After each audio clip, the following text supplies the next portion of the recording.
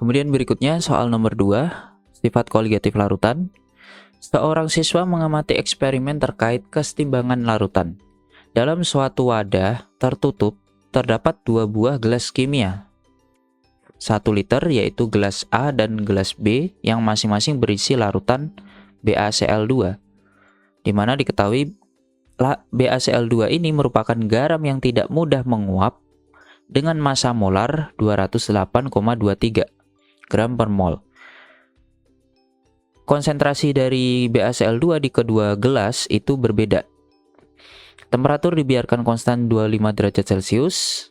Pada kondisi awal terdapat 600 ml larutan pada gelas A dan 100 ml larutan pada gelas B. Wadah dibiarkan tertutup dan volume pada kedua gelas tersebut berubah perlahan seiring waktu. Pada kondisi akhir terdapat 400 ml larutan pada gelas A dan 300 ml larutan pada gelas B. Konsentrasi larutan BaCl2 pada gelas A di akhir adalah 1,5 molar dan massa jenis larutan 1,1 gram per mililiter. Pertanyaan yang A, tentukan konsentrasi molar larutan BaCl2 pada gelas B di akhir proses. Caranya bagaimana? Nah, teman-teman, untuk bisa mengerjakan soal nomor 2 ini, teman-teman harus paham proses yang terjadi seperti apa. Jadi gambaran prosesnya itu ada, kita memiliki wadah dengan volume 1 liter. Di dalam wadah yang tertutup ini ada gelas A dan ada gelas B. Gelas A dan B-nya ini terbuka tentunya, bukan tertutup. Nah, gelas A itu awalnya terisi 600 ml. Dan gelas B di sini terisi 100 ml larutan BaCl2. Konsentrasi keduanya berbeda di awal. Lalu di akhir terjadilah yang namanya proses difusi. Karena di sini dijelaskan bahwa garam BaCl2 itu tidak bisa menguap, maka yang mengalami difusi adalah molekul air.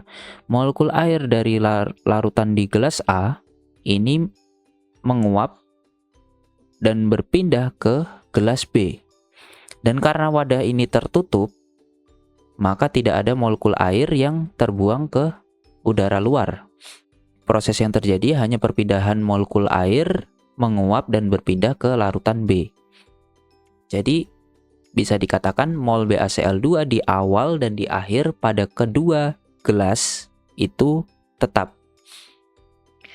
Nah, proses difusi ini akan berakhir ketika konsentrasi kedua larutan itu sama. Konsentrasi BaCl2 di gelas A dan gelas B sama. Maka pertanyaan yang A jawabannya sederhana.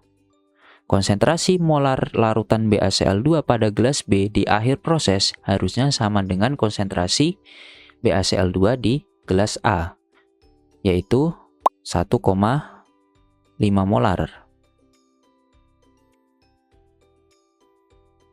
Jadi jawaban pertanyaan yang A, konsentrasi BaCl2 di gelas B sama dengan 1,5 molar. Logika sederhananya seperti itu, karena proses difusi akan berakhir ketika konsentrasi di kedua larutan sudah sama. Kemudian, pertanyaan yang B, tentukan konsentrasi molar larutan BaCl2 masing-masing pada gelas A dan B di awal proses. Caranya bagaimana? Nah, di akhir itu kan volume gelas A tersisa 400 ml, volume awalnya 600 ml. Konsentrasi BaCl2 di gelas A di akhir 1,5 molar. Maka kita gunakan konsep rumus pengenceran untuk gelas A. Kita gunakan konsep rumus pengenceran karena di sini mol BaCl2 di awal dan di akhir itu sama karena tidak ada yang menguap. Maka mol BaCl2 di gelas A di awal dan di akhir itu sama.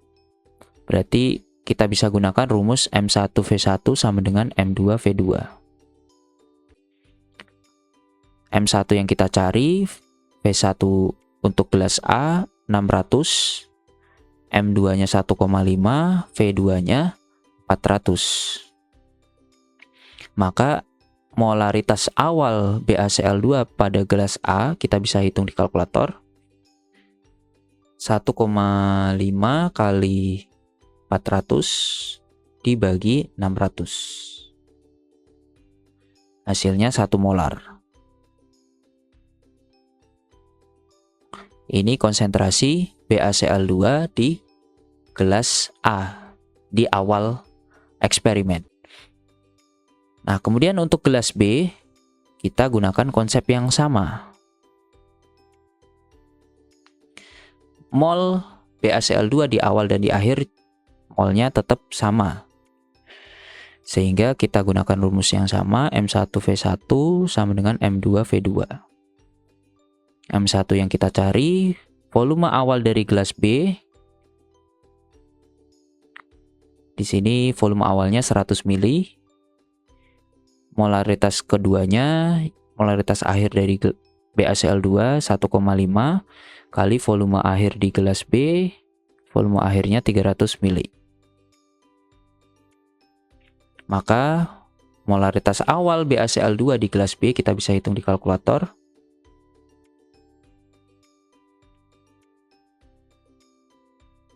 Hasilnya 4,5 molar. Nah, sehingga ini jawaban untuk pertanyaan yang B. Konsentrasi awal BaCl2 di gelas A adalah 1 molar. Konsentrasi BaCl2 di gelas B adalah 4,5 molar. Nah, ini jawaban untuk pertanyaan A dan B dari soal nomor 2. Poin yang berikutnya. Pertanyaan yang C. Tekanan uap air murni pada 25 derajat Celcius adalah 25,2 torr.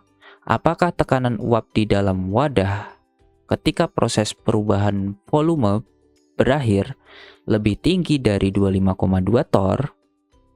Berikan penjelasan. Caranya bagaimana? Nah, teman-teman, karena di akhir itu kok di gelas, baik di gelas A maupun di gelas B, di sini BaCl2-nya itu tidak hilang, tapi masih ada. Otomatis masih berupa larutan di gelas A maupun gelas B. Jadi seharusnya tekanan uap larutan itu sudah pasti lebih kecil daripada tekanan uap pelarut murninya. Jadi sudah pasti untuk yang C jawab tekanan uap dari larutan di dalam wadah, tekanan uap untuk larutan di gelas A maupun gelas B, ini sudah pasti lebih kecil daripada 25,2 torr. Tapi yang ditanyakan bukan tekanan uap larutan di gelas A maupun larutan di gelas B. Yang ditanyakan adalah tekanan uap di dalam wadah 1 liter, wadah yang tertutup, yang di dalamnya ada gelas A dan gelas B. Nah, tekanan uap di dalam wadah tentunya nilainya total dari tekanan uap di gelas A dan juga tekanan uap di gelas B.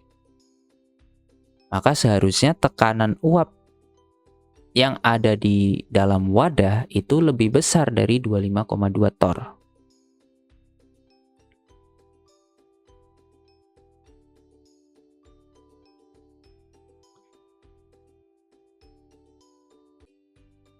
Jadi jawaban untuk pertanyaan yang C, apakah tekanan uap di dalam wadah itu lebih tinggi dari 25,2 torr? Jawabannya ya, benar. Karena tekanan uap di dalam wadah itu total dari tekanan uap larutan di gelas A dan juga ditambah tekanan uap larutan di gelas B. Nah, jadi seperti itu untuk jawaban soal poin C untuk soal nomor 2. Oke, kemudian soal berikutnya, soal yang D, masih di soal nomor 2. Pada kondisi yang lain, larutan BaCl2 10% berat per berat dengan massa jenis 1,0726 gram per mililiter sebanyak 150 ml diasamkan dengan asam sulfat dan direaksikan dengan padatan MnO2 berlebih Pada kondisi ini semua ion klorida berubah menjadi gas Cl2. Seluruh gas klor ini kemudian dikumpulkan dan direaksikan dengan gas hidrogen berlebih sehingga dihasilkan gas HCl, dan seluruh gas HCl yang dihasilkan lalu dilarutkan ke dalam air dan diperoleh larutan sebanyak 250 ml. Pertanyaannya, tentukan konsentrasi molar larutan HCl ini. Caranya bagaimana? Nah, pertama-tama teman-teman harus bisa menuliskan reaksi yang terjadi ketika ada ion Cl- bereaksi dengan MnO2 berlebih. Dari reaksi ini dihasilkan gas Cl2. Otomatis reaksi ini sudah pasti reaksi redoks, di mana Cl-nya teroksidasi menjadi Cl2, dan spesi yang terreduksi tentunya spesi dari Mn. Tereduksi dari MnO2 menghasilkan Mn2+. Maka di sini bilangan oksidasi Cl terjadi kenaikan dari -1 jadi 0. Oh iya, jangan lupa karena Cl-nya ada 2, kita kalikan dulu Cl yang kiri supaya sama-sama 2.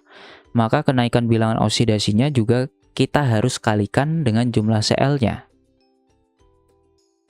Berarti naik dari -1 jadi 0, naik sebesar 1, kita kalikan dengan jumlah Cl-nya ada 2.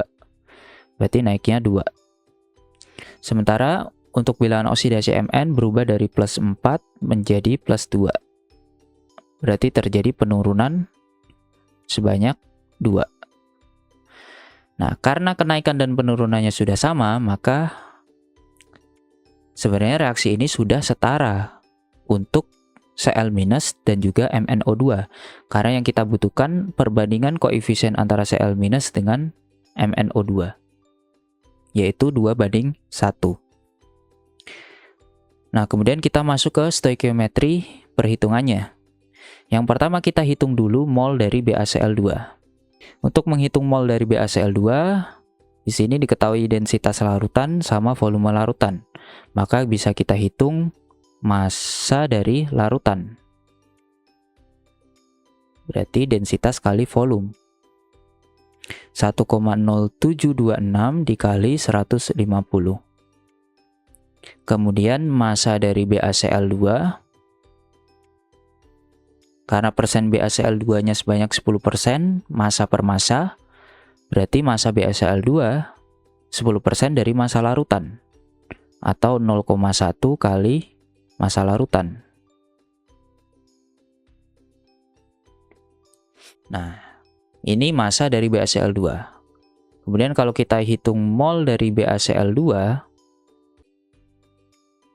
berarti massanya dibagi Mr.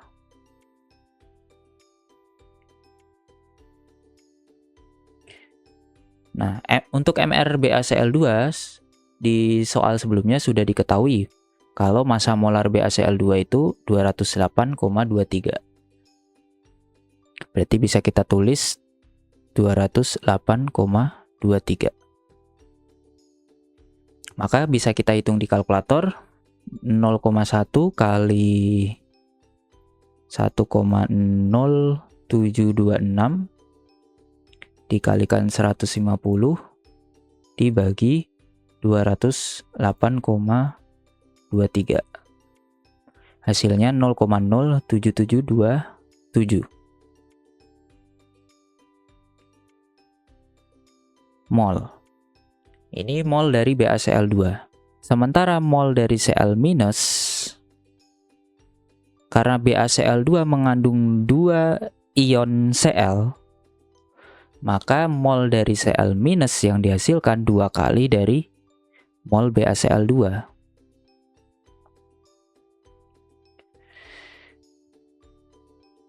Berarti 2 kali 0,07727.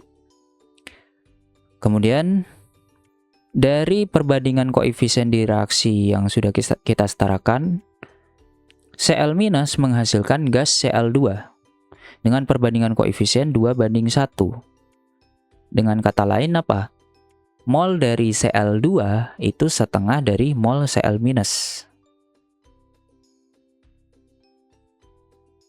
setengah kali mol Cl minus. Berarti setengah kali mol Cl minus ini.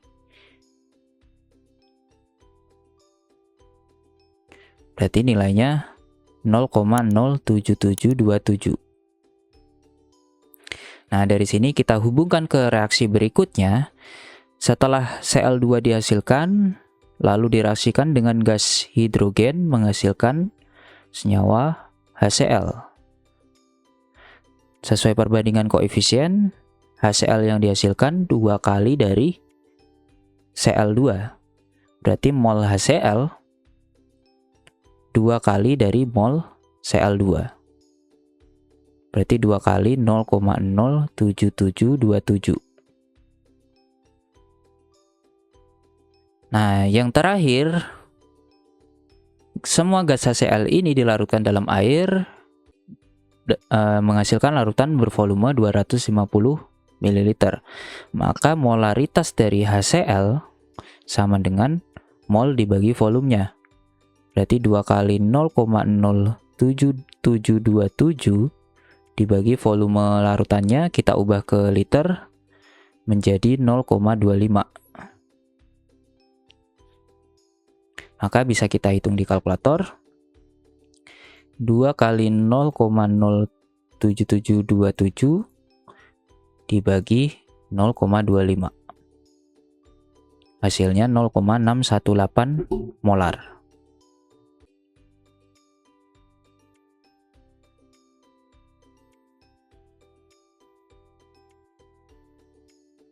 Sehingga jawaban untuk pertanyaan yang D, konsentrasi HCl-nya 0,618 molar. Nah, itu pembahasan soal nomor 2 untuk poin yang D.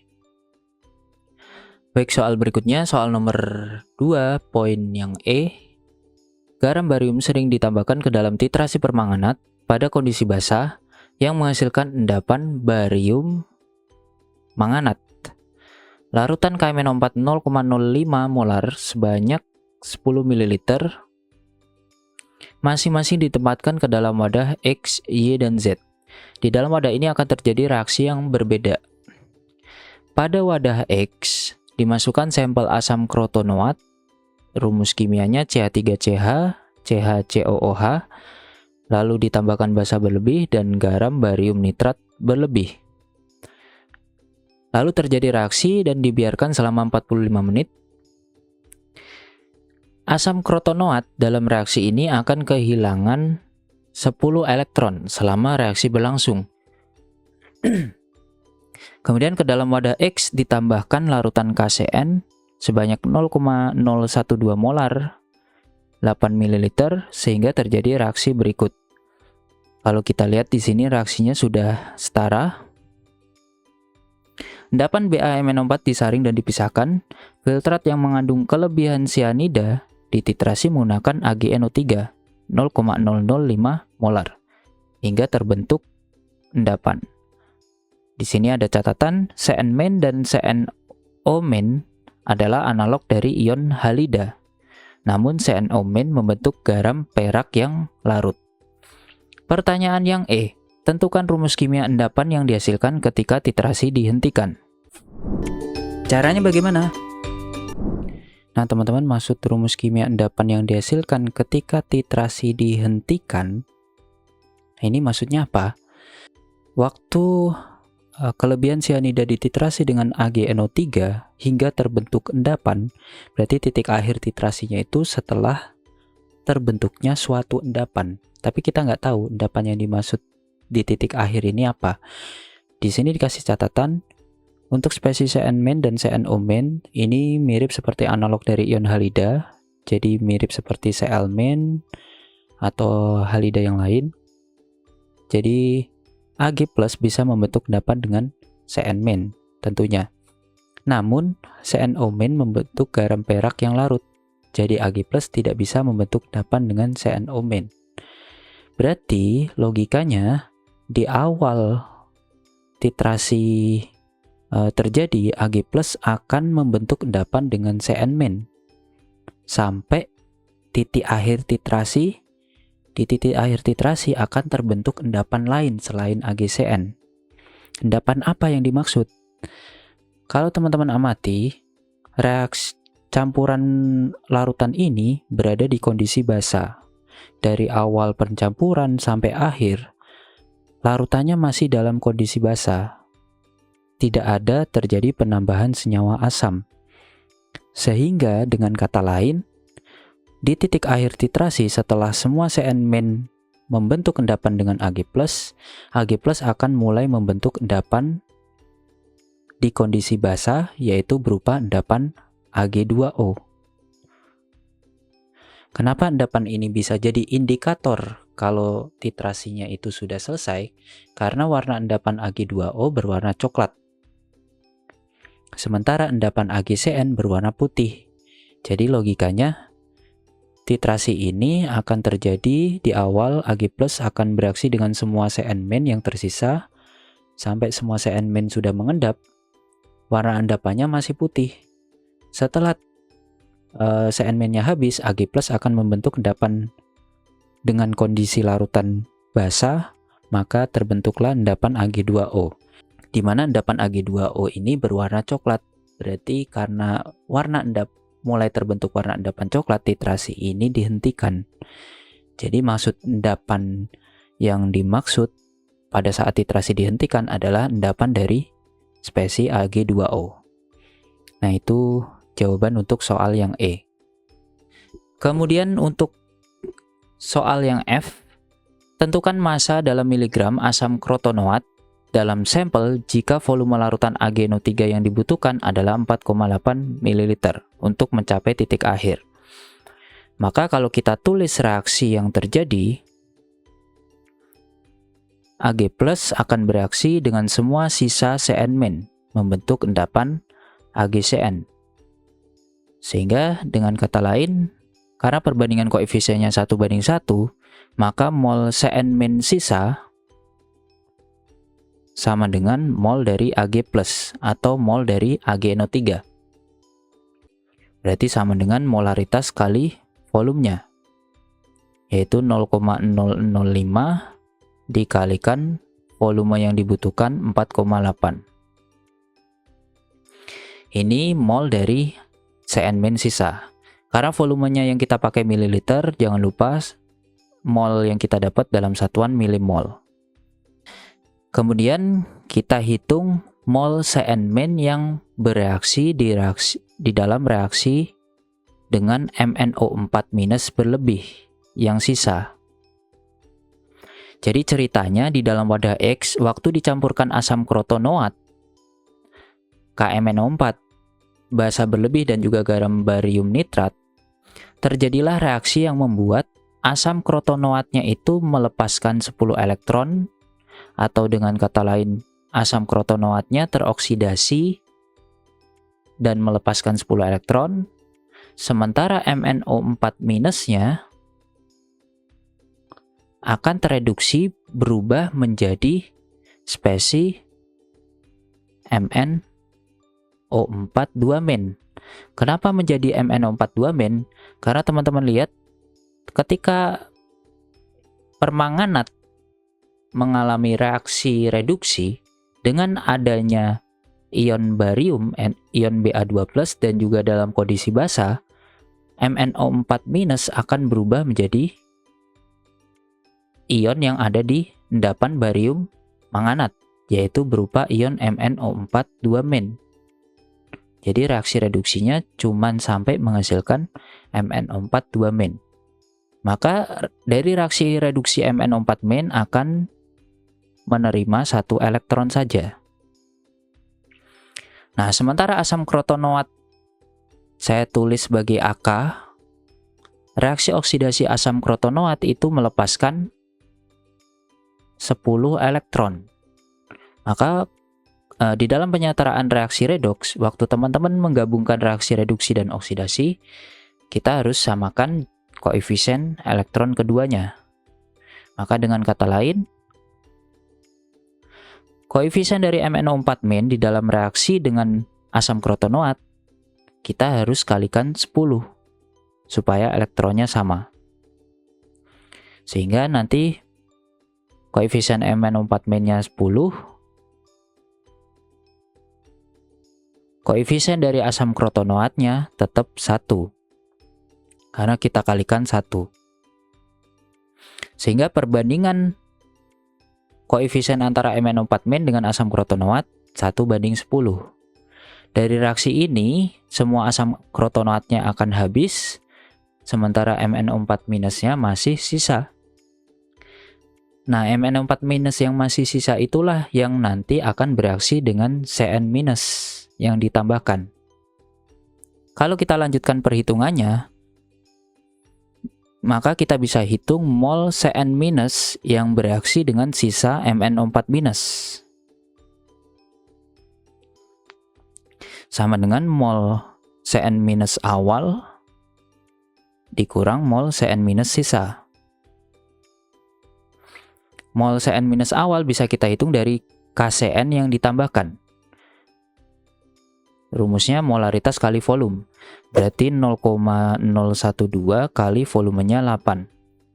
Dikurang mol Cn- sisa 0,005 kali 4,8. Ini kita dapat mol Cn- yang reaksi. Kita bisa hitung dulu di kalkulator. 0,012 kali 8 dikurang 0,005 kali 4,8. Hasilnya 0,072.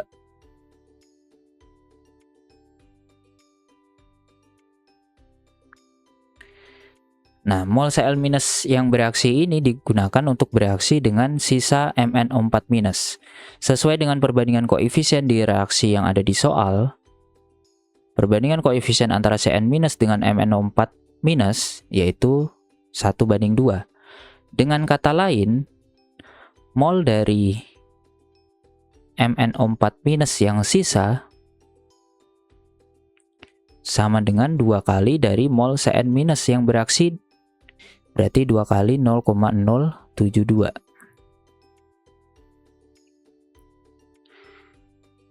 Nah, maka mol MnO4- yang bereaksi dengan asam krotonoat berarti sama dengan mol MnO4- awal dikurangi mol MnO4- sisa.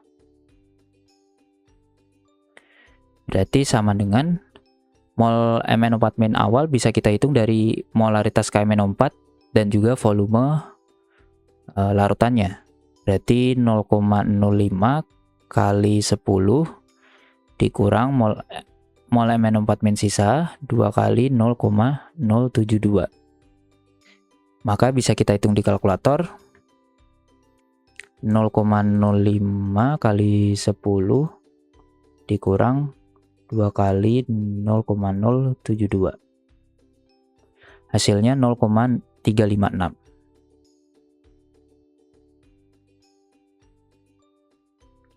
Ini mol MnO4- yang bereaksi dengan asam krotonoat. Lalu sesuai perbandingan koefisien antara MnO4- dengan asam krotonoat, maka mol asam krotonoat sama dengan 1/10 kali mol MnO4-. Berarti 1/10 kali 0,356.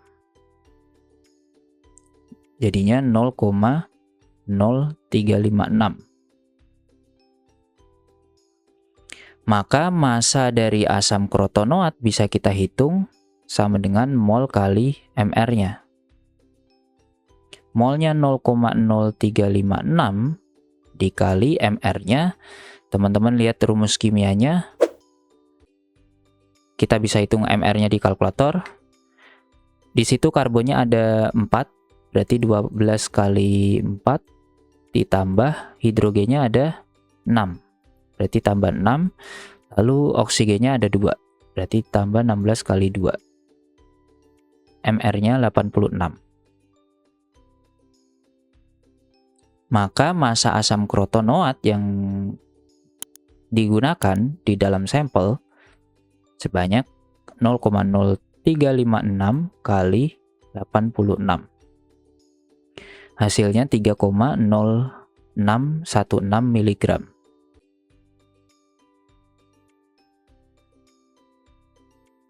Karena tadi molnya dalam milimol, kita dapat masanya dalam miligram. Sudah sesuai dengan yang diminta di soal. Maka jawaban untuk pertanyaan yang F, massa asam krotonoat dalam sampel sebanyak 3,0616 mg. Nah, itu pembahasan untuk soal poin E dan F dari soal nomor 2. Baik, kemudian soal berikutnya, soal nomor 2 yang G. Sampel asam krotonoat lain dimasukkan ke dalam wadah Y. Teman-teman harus ingat di dalam wadah Y sudah ada larutan KMNO4, sama seperti soal poin sebelumnya. Selain itu juga ditambahkan basa berlebih tanpa kehadiran garam barium. Kemudian Ki berlebih digunakan sebagai agen pereduksi. Campuran kemudian diasamkan dan iodin yang dihasilkan dititrasi menggunakan larutan tiosulfat. Sebanyak 0,1 molar konsentrasinya. Titrasi mencapai titik akhir ketika volume tiosulfat sebanyak 5,2 ml yang ditambahkan. Pertanyaan yang G, tentukan massa dalam miligram dari asam krotonoat yang ada dalam sampel. Caranya bagaimana? Nah, teman-teman, ketika tidak ada ion barium yang dicampurkan ke dalam wadah Y, maka secara teoritis ion MnO4- ketika tereduksi dalam kondisi basa akan berubah menjadi spesi MnO2. Secara teoritis seperti itu di kondisi basa. Maka dari setengah reaksi reduksi ini, kalau kita setarakan dalam kondisi basa, maka kita harus tambah 4OH- di kanan, terus kita tambah 2H2O di kiri, dan juga kita tambah 3 elektron di kiri. Nah, teman-teman boleh setarakan dari kondisi asam dulu, terus dirubah ke kondisi basa, yang nantinya pada akhirnya setengah reaksinya akan jadi seperti ini. Kemudian berdasarkan teori dari soal sebelumnya, bahwa reaksi oksidasi asam krotonoat itu akan melepaskan sebanyak 10 elektron. Maka kita cukup tulis seperti ini saja. Asam krotonoat akan berubah menjadi produk dan dilepaskan 10 elektron. Sehingga dari perbandingan elektron yang ada di reaksi permanganat dan juga asam krotonoat, karena elektronnya 10 dan 3, maka reaksi permanganat harus dikalikan 10, reaksi asam krotonoat harus dikalikan 3. Sehingga nanti kita akan dapat perbandingan koefisien asam krotonoat dengan permanganat perbandingannya 10:3. Kemudian sisa dari permanganat yang tidak bereaksi akan direaksikan dengan ion I-. Nah, kita tulis ulang setengah reaksi reduksi permanganat.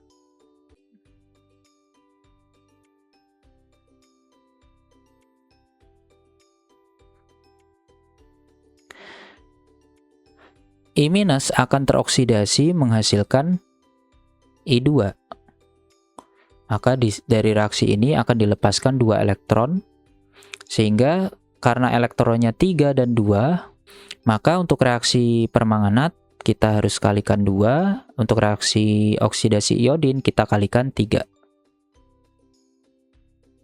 Sehingga perbandingan koefisien antara permanganat dengan iodin jadinya koefisiennya 6, terus ini 3, terus yang permanganat ini jadi 2, ini jadi 2. Perbandingan antara permanganat dengan I- 2:6, permanganat dengan I2 perbandingannya 2:3. Lalu I2 yang dihasilkan dititrasi dengan ion S2O3 Titrasi iodometri akan dihasilkan I- dan juga S4O6 Kalau kita setarakan, cukup I-nya dikali 2, S2O3-nya dikali 2. Maka dari sini perhitungan stoikiometrinya kita mulai dari jumlah S2O3 yang digunakan dalam titrasinya. Maka pertama kita bisa hitung mol S2O3 sama dengan molaritas dikalikan volumenya, berarti 0,1 dikali 5,2. Hasilnya 0,52 milimol. Kemudian sesuai perbandingan koefisien antara iodin dengan S2O32-, maka mol I2 sama dengan 1/2 atau 1/2 kali mol S2O32-. Berarti setengah kali 0,52.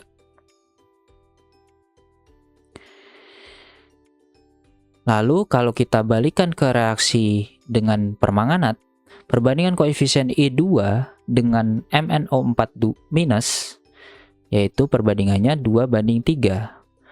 Maka mol MnO4- sisa yang tidak bereaksi dengan asam krotonoat sama dengan 2/3 kali mol I2. Berarti 2/3 kali 1/2 kali 0,52. Nah, kalau kita hitung di kalkulator, hasilnya 2 dibagi 3 kali 0,5 kali 0,52. Hasilnya 0,1733.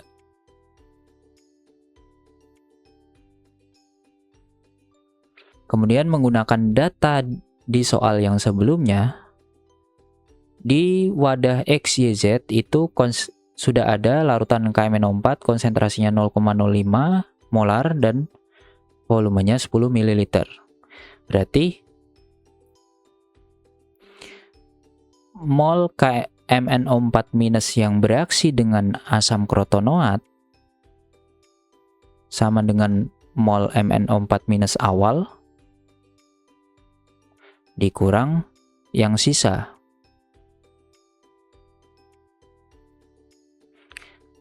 Awalnya yaitu molaritasnya tadi 0,05 dikali volumenya 10 dikurang yang sisa 0,1733. Maka bisa kita hitung di kalkulator. 0,05 dikali 10 hasilnya 0,5 dikurang 0,1733. Hasilnya 0,3267.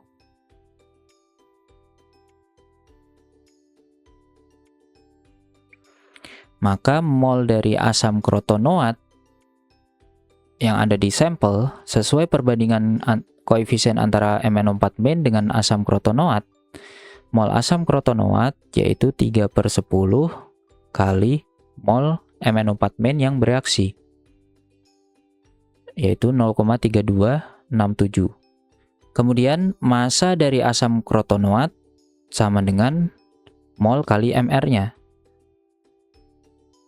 Berarti 3/10 kali 0,3267 dikali Mr-nya sudah kita hitung di soal poin sebelumnya. Mr asam krotonoat nilainya 86. Jadi langsung kita masukkan Mr-nya 86, maka kita akan dapat hasil yang tadi kita kalikan 3/10 lalu dikalikan Mr-nya 86. Hasilnya 8,429 atau kita bulatkan jadi 8,43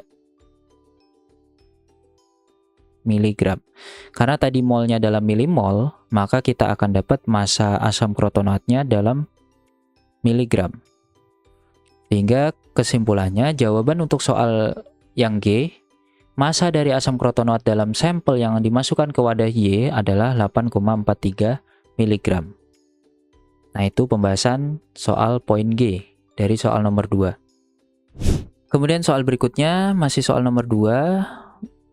Sampel yang mengandung SN2+ dimasukkan ke dalam wadah Z dan larutan diatur sehingga bersifat basa. Hingga sedikit bersifat basa. SN2+ teroksidasi menjadi SNOH6 kali 2- dan akan dihasilkan endapan hasil reduksi permanganat. Endapan disaring, dipisahkan, dan dikeringkan sehingga diperoleh massa endapan bebas air sebanyak 36,6 mg. Endapan ini adalah endapan senyawa biner. Endapan kemudian dilarutkan di dalam asam sulfat dan direaksikan dengan Ki berlebih Iodin yang dihasilkan kemudian dititrasi menggunakan larutan tiosulfat 0,1 molar dan membutuhkan 3,2 ml untuk mencapai titik akhir. Diketahui catatan bahwa senyawa biner yang mungkin untuk endapan permanganat adalah MnO2, Mn2O3, atau Mn3O4. Pertanyaan yang H. Tentukan rumus kimia endapan yang dihasilkan, buktikan dengan perhitungan. Caranya bagaimana?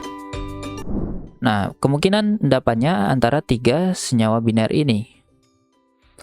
Kalau kita tuliskan reaksi reduksi yang terjadi, semua senyawa biner ini ketika direaksikan dengan iodin berlebih dalam kondisi asam, sudah pasti akan tereduksi menjadi ion Mn2+ dalam kondisi asam.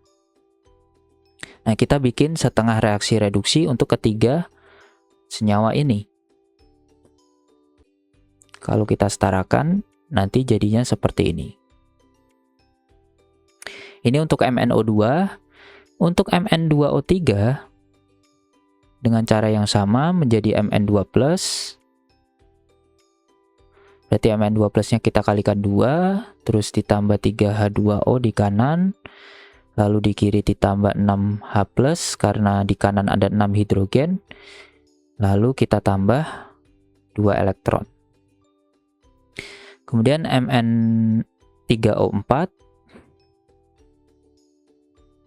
tambah H+, ditambah elektron, jadi Mn2+. Karena Mn-nya ada 3, berarti Mn2+-nya 3. Lalu karena oksigennya 4, maka H2O-nya 4 di kanan. Lalu hidrogennya di kanan jadi 8, maka H+-nya kita tambah 8. Kemudian elektronnya supaya muatannya setara, kita tambah 2 elektron. Nah, teman-teman bisa lihat di sini, semua reaksi reduksi ketiga senyawa ini sama-sama membutuhkan 2 elektron. Untuk reaksi oksidasi I- berubah menjadi I2, maka I-nya kita kalikan 2. Dari reaksi oksidasi ini dihasilkan 2 elektron juga. Berarti dengan kata lain, kalau kita gabungkan setiap reaksi reduksi senyawa biner ini dengan oksidasi I-, karena koefisien elektronnya sama semua, maka koefisien dari reaksi totalnya nanti sesuai dengan koefisien dari masing-masing di setengah reaksinya. Lalu I2 yang dihasilkan direaksikan dengan S2O32-, reaksi titrasi iodometri, menghasilkan I- dan S4O6 2-. I-nya kita kalikan 2, S2O32-nya kita kalikan 2. Maka dari sini kita dapat perbandingan koefisien antara I2 dengan S2O32-, 1:2. Pertama, kita hitung dulu mol S2O32-. Rumusnya molaritas kali volume. Berarti 0,1 kali volumenya 3,2 sama dengan 0,32 milimol. Lalu mol dari I2 sesuai perbandingan koefisien sama dengan 1/2 dari mol S2O3 2-. Berarti setengah kali 0,32 sama dengan 0,16 milimol. Nah, kemudian kalau teman-teman perhatikan, koefisien I2 di setengah reaksinya itu 1, koefisien semua senyawa biner di sini koefisiennya juga 1. Karena koefisien elektronnya kan sudah sama, jadi waktu digabung tidak ada koefisien yang berubah. Maka dengan kata lain, semua senyawa biner ini karena koefisiennya sama dengan koefisien I2, berarti mol dari senyawa biner ini, setiap senyawa biner ini, molnya sama dengan, di sini saya misalkan senyawa binernya MnXOY. Molnya pasti semuanya sama dengan mol dari I2, yaitu 0,16 milimol. Maka Mr dari senyawa biner Mn sama dengan massa dibagi mol. Berarti massanya 36,6 mg dibagi molnya 0,16, kita akan dapat 36,6 dibagi mr-nya molnya 0,16, dapat mr-nya 228,75.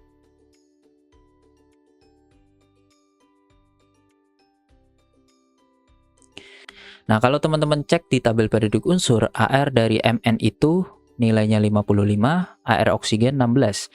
Dan kalau teman-teman hitung MR dari ketiga senyawa biner ini, senyawa biner yang memiliki MR 228,75 yaitu senyawa biner Mn3O4. MR-nya nilainya 229. Sehingga jawaban untuk pertanyaan yang H, rumus kimia endapan yang dihasilkan adalah Mn3O4.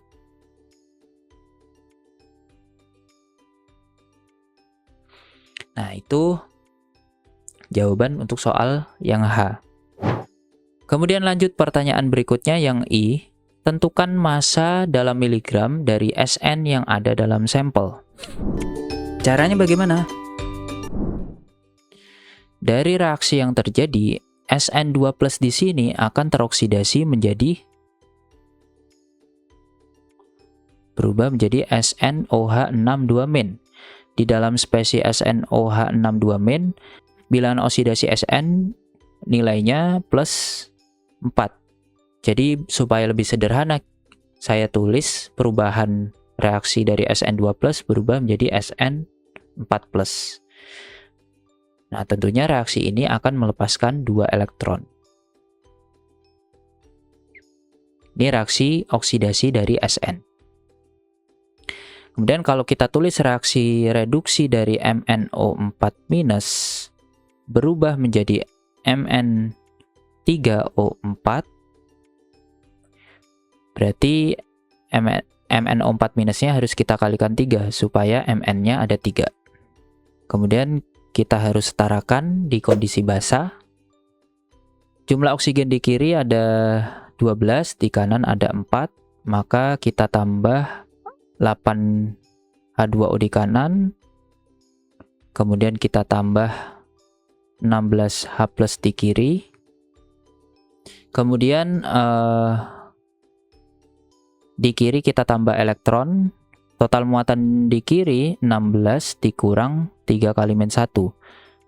16 dikurang 3 berarti total muatannya 13. Berarti kita harus tambah 13 elektron di kiri.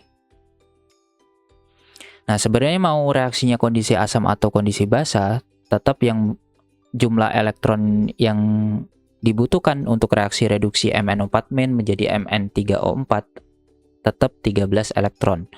Nah, nanti teman-teman bisa ubah sendiri setengah reaksinya ke kondisi basa.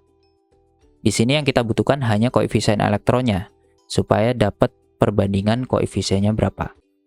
Koefisien elektron dari oksidasi Sn2+ sebanyak 2 elektron. Sementara untuk Mn sebanyak 13 elektron.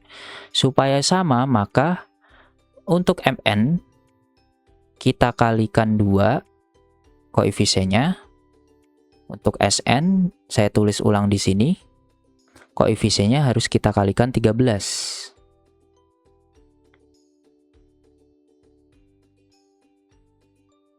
Berarti jadinya 13 Sn2+. Kemudian untuk MnO4- berubah menjadi 6 koefisiennya.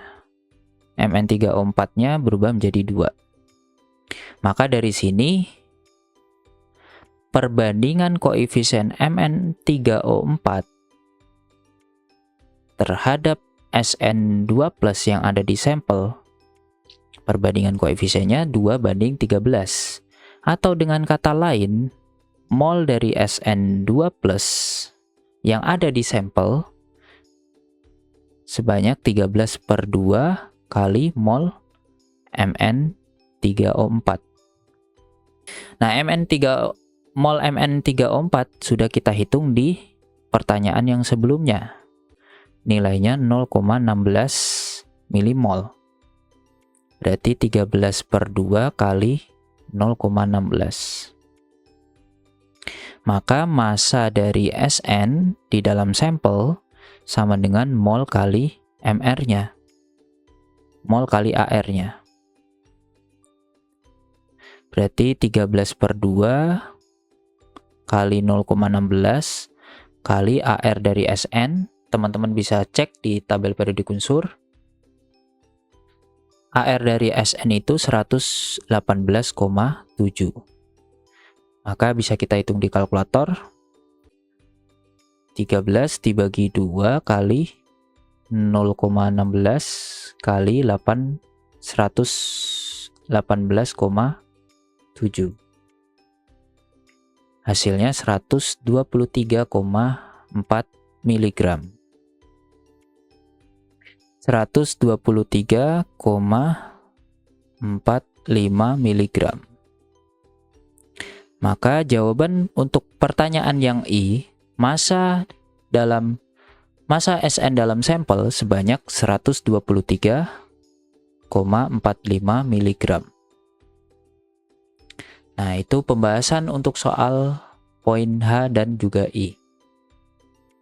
Jika teman-teman ada yang masih bingung, bisa ditanyakan di kolom komentar.